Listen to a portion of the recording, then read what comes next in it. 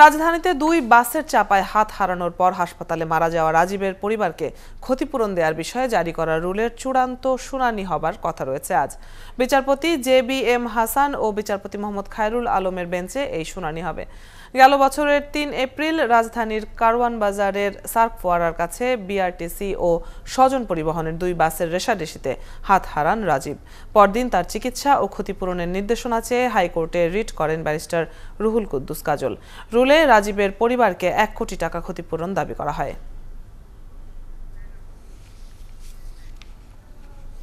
পেরিয়ে গেছে 1 বছর, কিন্তু ক্ষতিপূরণের 1 টাকাও পায়নি রাজীবের অসহায় 2 ভাই।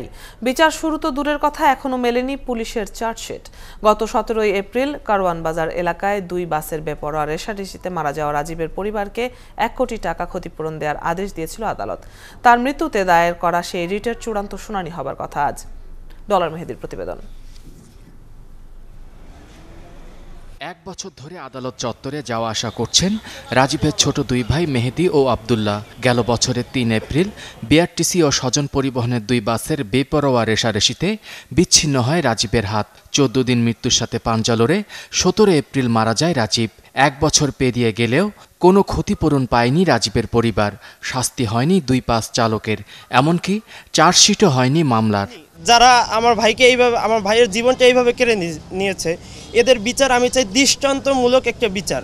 এই বিচারের মধ্য দিয়ে অন্য যে এই ধরনের রাস্তায় খুনি যারা আছে তারাও এই ধরনের কাজ থেকে যেন সাবধানতা অবলম্বন করেন।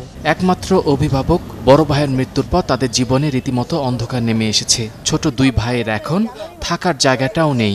ভাই ছিল তখন কেউ জানতো না যে ওরা এতিম, কারণ ভাই ওদের মাথার উপরে ছাদ ছিল বাবার মতো।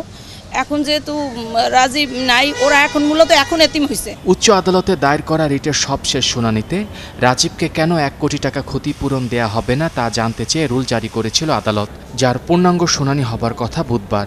তবে ক্ষতিপূরণ পাবার ব্যাপারে আশাবাদী রিটকারী আইনজীবী। চূড়ান্ত রুল নিষ্পত্তি হওয়ার পরিপ্রেক্ষিতে শুধু রাজীবের বিষয়টি নাই, সাধারণভাবে সড়কে রাজপথে যানবাহন ব্যবহার ক্ষেত্রে মানুষের যে নিরাপত্তা, সেই নিরাপত্তাটা নিশ্চিত করার ক্ষেত্রে আদালতের সুস্পষ্ট নির্দেশনা আসবে বলে আমি বিশ্বাস করি। গেল 1 বছরেও পুলিশের চার্জশিট না মিললেও মিলেছে বুয়েটের তদন্ত রিপোর্ট। সেখানে তদন্তকারীরা বলেছেন রাজীবের মৃত্যুর জন্য দায়ী 2 বাস চালকের বেপরোয়া রেষারেষি। এখন পুলিশের সঠিক তদন্তের উপর নির্ভর করছে ওই মামলার ভবিষ্যৎ। ডলার মেহেদী, 71, ঢাকা।